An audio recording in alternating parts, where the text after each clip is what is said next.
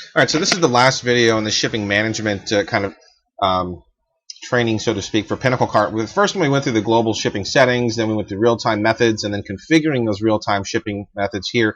And now we're going to look at custom methods. So custom methods are if you've got specific products that for whatever reason don't fit into your typical shipping, any sort of shipping model, you can create custom methods. So let's say you ship a big product that has dimensional rate shipping.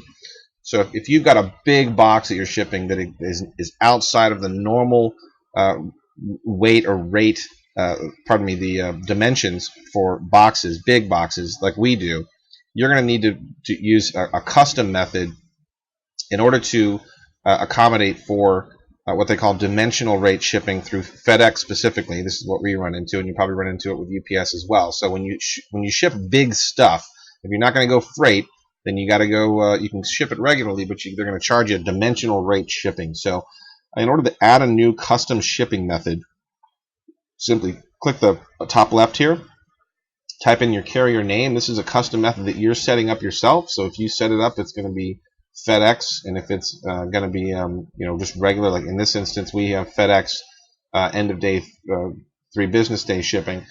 So go ahead and type that in, and we've got the calculation method that we're going to use. It's going to be based on the weight, the flat price base. Typically it's base and weight, which is the size and the weight, and then you choose which country you're shipping to, and then we're going to tick all states and provinces, and we're going to set the priority, which we learned in this one here, the real-time methods video, that this is how you're basically ordering your selections on the page to folks. And then we're going to tick whether it's hidden or not, and then we're going to hit add that method. So once we do that, there's some additional changes. We'll go test method, and we'll actually hide this one for now since this is a live website we're working on. So we've got a new method called test method. It's the calculation method for the shipping is going to be based on base and weight. And here's the countries, and here's the states. We're going to hit add method.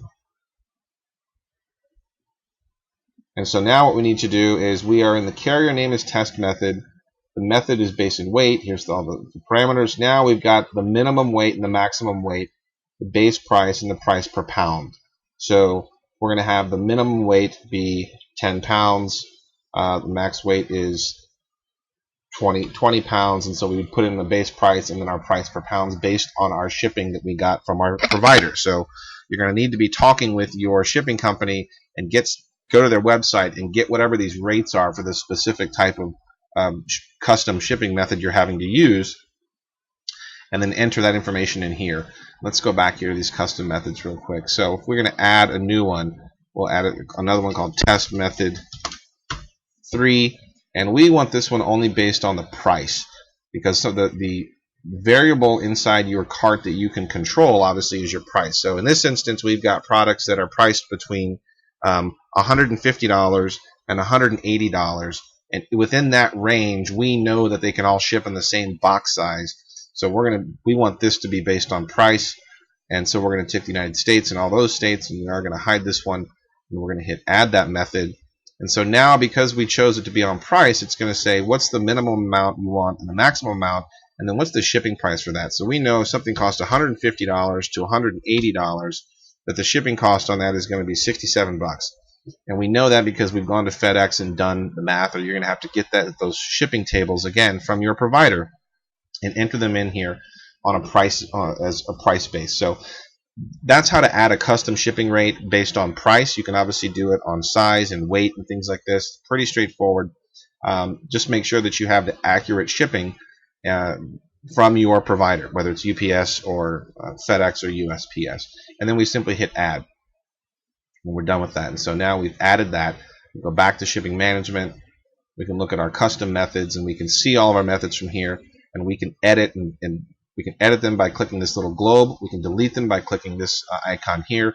We can change some of the parameters, some of the variables from this screen here, and then hit save changes.